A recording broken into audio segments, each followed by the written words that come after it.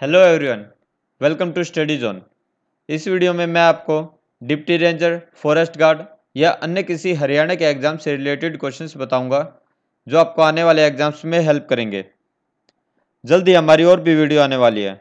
अगर आप हमारी नई वीडियोज़ की अपडेट पाना चाहते हैं तो स्टडी जोन को सब्सक्राइब ज़रूर करें और इस वीडियो को ज़्यादा से ज़्यादा लाइक और शेयर करें। आपको ये वीडियो कैसा लगा हमें कमेंट्स में भी लिखकर ज़रूर बताइए। फॉरेस्ट रेंज ऑफिसर, सबसे पहले आपको फॉरेस्ट रेंज ऑफिसर की ड्यूटीज़ के बारे में पता होना चाहिए, तभी आप उससे रिलेटेड क्वेश्चंस आसानी से पता कर पाएंगे। फॉरेस्ट रेंज ऑफिसर की ड्यूटीज़ हैं कि वह राज्य या केंद्र शासित प्रदेश में वन, पर्यावरण और वाइल्ड लाइफ यानी वन्य जीव जंतुओं से रिलेटेड मैटर्स के लिए रिस्पॉन्सिबल होता है। और इसमें उसके साथ होते हैं फॉरेस्ट बीट ऑफिसर या फॉरेस्ट गार्ड और फॉरेस्ट सेक्शन ऑफिसर या राउंड ऑफिसर। तो इस एग्ज़ाम में आपसे वनों या वन्य जीव जंतुओं से रिलेटेड इश्यूज के क्वेश्चंस आ सकते हैं। आपका पहला क्वेश्चन है 68वां राज्य स्तरीय वन महोत्सव कहाँ मनाया गया? तो इसमें आपका आंसर होगा 68वां राज्य स्तरीय वन महोत्सव सिवानी में मनाया गया। और अगर आपका क्वेश्चन है इस बार कौन सा वन महोत्सव मनाया गया, तो इसमें आपका आंसर होगा 68। और इस वन महोत्सव के अवसर पर हरियाणा के मुख्यमंत्री मनोहर लाल खट्टर ने सिवानी क्षेत्र को हिसार जिले में शामिल करने की घोषणा की है। पिछले कई वर्षों से सिवानी कस्बे और आसपास के गांवों के लोग भिवानी की बजाय हिसार जिले में शामिल होने की मांग करते आ रहे थे। तो अगर आपका क्वेश्चन है कि मनोहर लाल खट्टर ने सिवानी को किस जिले में शामिल करने की घोषणा की है, तो उसमें आपका आंसर आएगा हिसार जिले में शामिल करने की घोषणा की है। वन महोत्सव, वन महोत्सव भारत सरकार द्वारा वृक्षों को लगाने या वृक्षारोपण को प्रोत्साहन देने के लिए प्रतिवर्ष जुलाई के प्रथम सप्ताह में आयोजित किया जाने वाला एक महोत्सव है। और इसकी स्टार्टिंग उस समय के कृषि मंत्री के.एम. मुंशी या कन्हैयालाल माणिकलाल मुंशी द्वारा की गई थी और वन महोत्सव 1950 में स्टार्ट किया गया था। तो अगर आपका क्वेश्चन है कि वन महोत्सव किसके द्वारा स्टार्ट किया गया था, तो इसमें आपका आंसर होगा के.एम. मुंशी या कन्हैयालाल माणिकलाल मुंशी। या अगर आपका क्वेश्चन है कि वन महोत्सव कब स्टार्ट किया गया था, तो इसमें आपका आंसर होगा 1950 1950 में वन महोत्सव स्टार्ट किया गया था। नेक्स्ट क्वेश्चन है हरियाणा स्टेट ट्री या हरियाणा का राजकीय वृक्ष कौन सा है? तो इसमें आपका आंसर होगा हरियाणा का राजकीय वृक्ष है पीपल और जिसका संस्कृत में नाम है अश्वत्थ। आपका नेक्स्ट क्वेश्चन है हरियाणा स्टेट एनिमल या हरियाणा का राजकीय पशु कौन सा है? तो इसमें आपका आंसर होगा हरियाणा का राजकीय पशु है ब्लैक बक और ब्लैक बक को काला हिरण भी बोला जाता है। आपका नेक्स्ट क्वेश्चन है हरियाणा स्टेट फ्लावर या हरियाणा का राजकीय पुष्प कौन सा है? तो इसमें आपका आंसर होगा हरियाणा का राजकीय पुष्प है लोटस या कमल। आपका नेक्स्ट क्वेश्चन है हरियाणा स्टेट बर्ड या हरियाणा का राजकीय पक्षी कौन सा है? तो इसमें आपका आंसर होगा हरियाणा का राजकीय पक्षी है ब्लैक फ्रैंकोलिन और इसको हिंदी में काला तितर भी कहा जाता है। आपका नेक्स्ट क्वेश्चन है management and protection of forest is explained under which forest act, यानी वनों का बचाव, उनका रख रखाव, उनकी सुरक्षा किस फॉरेस्ट एक्ट के अंडर एक्सप्लेन की गई है? तो इसमें आपका आंसर आएगा इंडियन फॉरेस्ट एक्ट 1927 के अंडर जो है उनका बचाव, रख रखाव और उनकी सुरक्षा एक्सप्लेन की गई है। आपका नेक्स्ट टॉपिक है IUCN। IUCN की स्थापना 1948 में फ्रांस में की गई थी, जिसे पहले international union for protection of nature कहा जाता था, लेकिन 1956 में इसका नाम बदलकर international union for conservation of nature and natural resources कर दिया गया। इसका हेडक्वार्टर ग्लैंड स्विट्जरलैंड में है और IUCN के द्वारा रेड डाटा लिस्ट पब्लिश की जाती है और रेड डाटा लिस्ट जो है 1964 से पब्लिश की जाती है। तो अगर आपका क्वेश्चन है कि IUCN की स्थापना कब हुई थी, तो आपका आंसर होगा IUCN की स्थापना हुई थी 1948 में। या अगर आपका क्वेश्चन है रेड डाटा लिस्ट किसके द्वारा पब्लिश की जाती है, तो इसमें आपका आंसर होगा IUCN। आपके क्वेश्चन आ सकते हैं रेड डाटा लिस्ट कब फाउंड की थी, तो इसमें आपका आंसर होगा red data list founded in 1964। या IUCN का हेडक्वार्टर कहाँ पे है, तो इसमें आपका आंसर होगा IUCN का हेडक्वार्टर है स्विट्जरलैंड में। आपका नेक्स्ट क्वेश्चन है which one of the following was launched in 1973। तो इसमें आपका आंसर होगा 1973 में प्रोजेक्ट टाइगर लॉन्च हुआ था। या अगर आपका क्वेश्चन है कि प्रोजेक्ट टाइगर कौन से ईयर में लॉन्च हुआ था, तो इसमें आपका आंसर होगा प्रोजेक्ट टाइगर 1973 में लॉन्च हुआ था।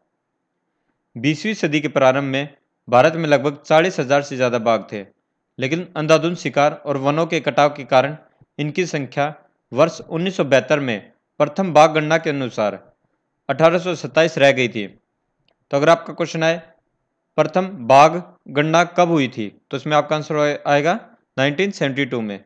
या अगर आपका क्वेश्चन है कि प्रथम बाघ गणना के अनुसार बाघों की संख्या कितनी थी, तो इसमें आपका आंसर आएगा 1827। इस दौरान वन्य जीवों को संरक्षित करने और उनको बचाने के लिए वन्य जीव संरक्षण अधिनियम 1972 या वाइल्ड लाइफ प्रोटेक्शन एक्ट 1972 प्रभाव में लाया गया। तो अगर आपका क्वेश्चन है कि वाइल्ड लाइफ प्रोटेक्शन एक्ट कब प्रभाव में आया, तो उसमें आपका आंसर होगा 1972। इसके तहत प्रोजेक्ट टाइगर या बाघों को संरक्षित करने के लिए एक प्रोग्राम लॉन्च किया गया। Project tiger government of India द्वारा 1973 में तत्कालीन प्रधानमंत्री इंदिरा गांधी के वक्त किया गया था। यह project Jim Corbett national park में लॉन्च किया गया था। जिम कॉर्बेट नेशनल पार्क जो है उत्तराखंड में स्थित है और यह इंडिया का पहला नेशनल पार्क है। वर्ल्ड वाइल्ड लाइफ फंड और ग्लोबल टाइगर फोरम के अनुसार 2016 में भारत में 3,891 टाइगर्स हैं। तो अगर आपका क्वेश्चन है कि 2016 के अनुसार भारत में प्रेजेंट में कितने टाइगर्स हैं, तो आपका आंसर होगा 3,891।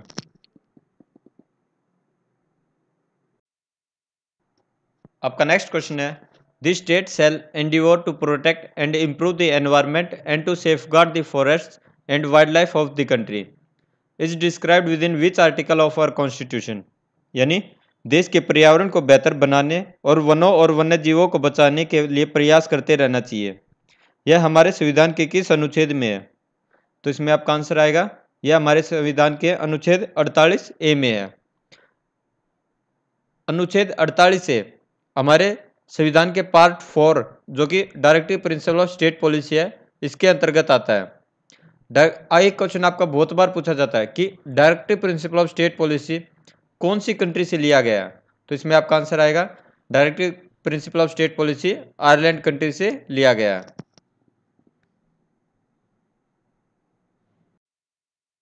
आपका नेक्स्ट क्वेश्चन है it shall be the duty of every citizen of India to protect and improve the natural environment including forests, lakes, rivers and wildlife and to have compassion of living creatures is described within which article of our constitution। यानी यह हम सभी का कर्तव्य है कि हम पर्यावरण जैसे वनों, झीलों, नदियों और वन्य जीव जंतुओं को बचाएं और उनके प्रति सहानुभूति का भाव रखें। यह हमारे संविधान के किस अनुच्छेद में है, तो इसमें आपका आंसर आएगा यह हमारे संविधान के अनुच्छेद 51A के पार्ट जी में है। अगर आपके ऑप्शनों में आर्टिकल 51 नहीं हो तो आपका आंसर होगा आर्टिकल 51A। अगर आपके ऑप्शनों में आर्टिकल 51A के पार्ट्स भी दे रखे हो जैसे EFGH, तो आपका आंसर होगा आर्टिकल 51AG। यह आर्टिकल 51AG जो है हमारे संविधान के फंडामेंटल ड्यूटीज में है। फंडामेंटल ड्यूटीज जो है वो हमारे ओरिजिनल संविधान में, हमारे ओरिजिनल कॉन्स्टिट्यूशन में नहीं थे। ये हमारे ओरिजिनल कॉन्स्टिट्यूशन में 42nd अमेंडमेंट एक्ट 1976 के द्वारा ऐड किए गए थे और ये हमारे संविधान के पार्ट 4A में आते हैं।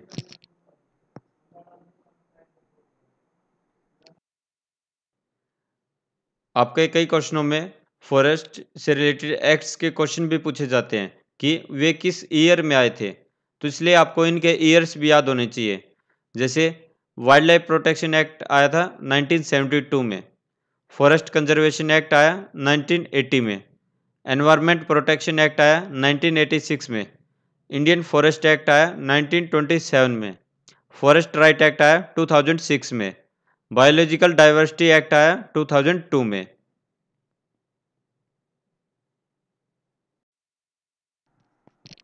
Reserve forest.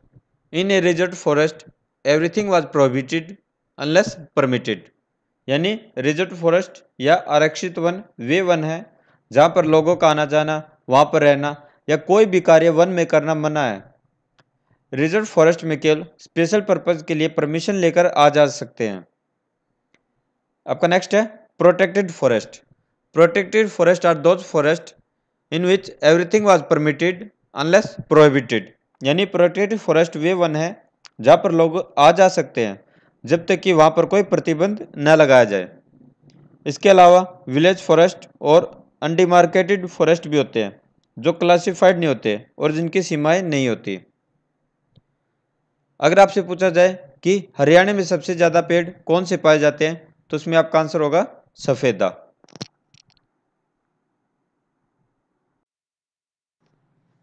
अगर आपका क्वेश्चन आए कि वन किस लिस्ट के अंतर्गत आते हैं, जैसे यूनियन लिस्ट, स्टेट लिस्ट या फिर कॉन्करेंट लिस्ट, तो इसमें आपका आंसर होगा वन कॉन्करेंट लिस्ट के अंतर्गत आते हैं। यानी वनों पर स्टेट और सेंटर दोनों का अधिकार होता है। 1976 से पहले वनों पर स्टेट गवर्नमेंट या राज्य की सरकार का पूरा नियंत्रण होता था और स्टेट गवर्नमेंट केवल सलाह के रूप में कार्य करती थी।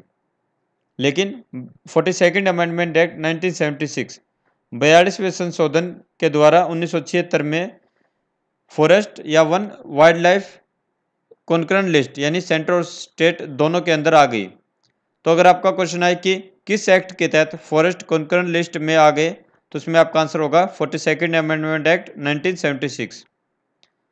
यूनियन लिस्ट, स्टेट लिस्ट और कॉन्करेंट लिस्ट हमारे संविधान के 7वें शेड्यूल या 7वीं अनुसूची में आते हैं।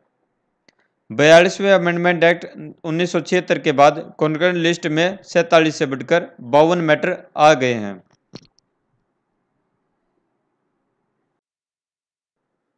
आपका नेक्स्ट क्वेश्चन है which national forest policy states that conservation includes preservation, maintenance, sustainable utilisation, restoration and enhancement of the natural environment. मतलब कि वो कौन सी नेशनल फॉरेस्ट पॉलिसी है जिसमें प्राकृतिक संरक्षण के अंदर उनको वनों को सुरक्षित रखना, उनका रख रखाव, उनको लंबे समय तक उपयोग में लाना, उनका नवीकरण करना और वनों में विस्तार करना और उनकी वृद्धि करना आता है।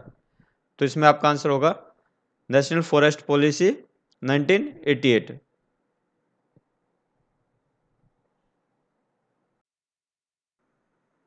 अगर आपसे हरियाणा का एरिया पूछा जाए तो उसमें आपका आंसर होगा हरियाणा का एरिया है 44,212 स्क्वायर किलोमीटर, 44,212 स्क्वायर किलोमीटर, जो कि इंडिया के एरिया का 1.3% एरिया है। फॉरेस्ट रिपोर्ट 2013 के अनुसार हरियाणा में 1586 स्क्वायर किलोमीटर में फॉरेस्ट है, जो हरियाणा के एरिया का 3.59% है। और हरियाणा में पेड़ 1282 स्क्वायर किलोमीटर में है, जो हरियाणा के एरिया का 2.90% है। तो अगर आपसे अलग अलग क्वेश्चन पूछे जा सकते हैं कि हरियाणा में कितने एरिया में फॉरेस्ट है, तो इसमें आपका आंसर होगा 3.59%। अगर आपसे टोटल फॉरेस्ट और पेड़ के अंदर कितना एरिया आता है ये पूछा जाए तो हरियाणा का एरिया होगा 6.49%।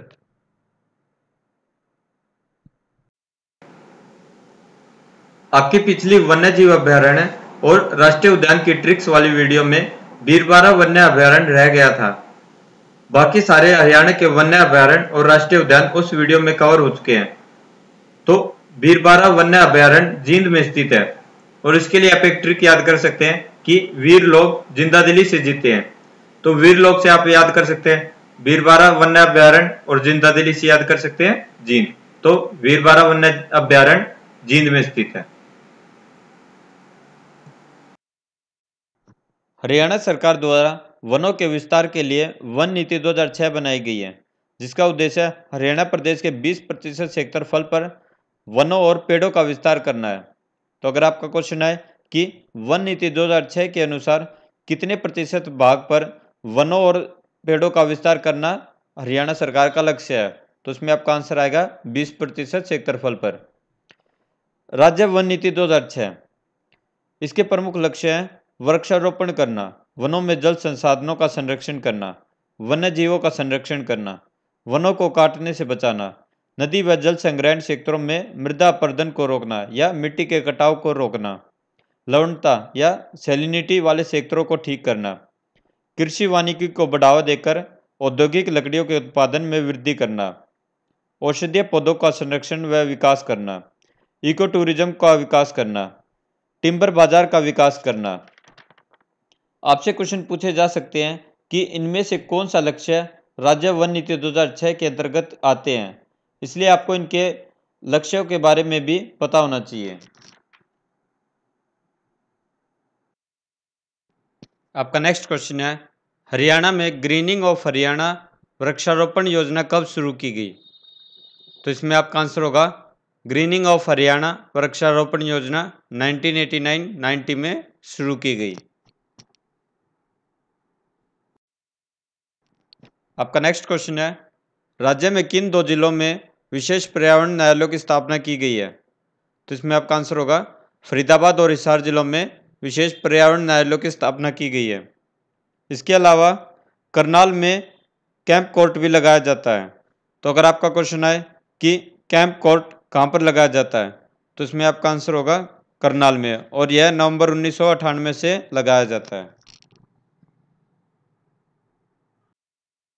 आपका नेक्स्ट क्वेश्चन है, central soil salinity research institute या केंद्रीय मिट्टी लवणता अनुसंधान संस्थान कहाँ पर है? तो इसमें आपका आंसर आएगा केंद्रीय मिट्टी लवणता अनुसंधान संस्थान करनाल में है।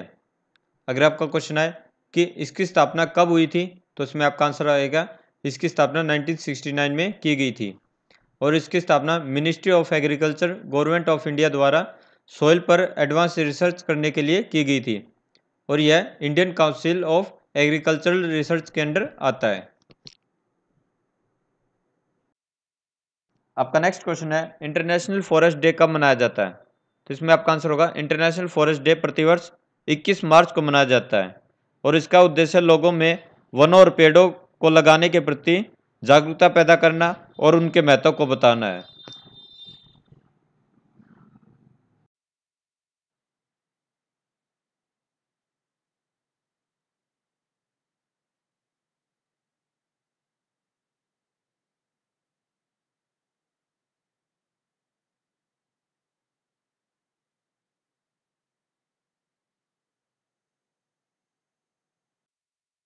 आपका नेक्स्ट क्वेश्चन है, forest were categorised by the forest act of, यानी फॉरेस्ट का वर्गीकरण कौन से फॉरेस्ट एक्ट के थ्रू होता है? तो इसमें आपका आंसर आएगा forest act 1927।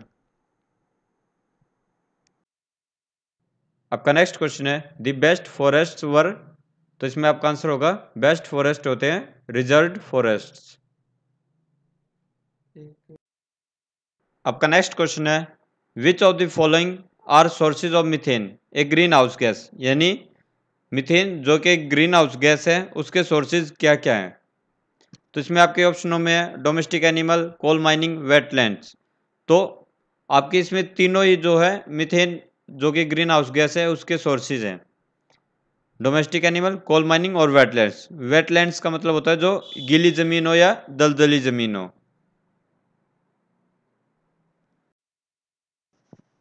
Thank you guys for watching our video. जल्द ही हमारी और वीडियोस भी आने वाली हैं। अगर आप उन वीडियोस की अपडेट पाना चाहते हैं तो स्टडी जोन को सब्सक्राइब करना ना भूलें। अब आप हमें फेसबुक लिंक पर भी फॉलो कर सकते हैं। हमारा फेसबुक लिंक नीचे दिया हुआ है, आप इस पर जाकर हमें फेसबुक पर भी फॉलो कर सकते हैं।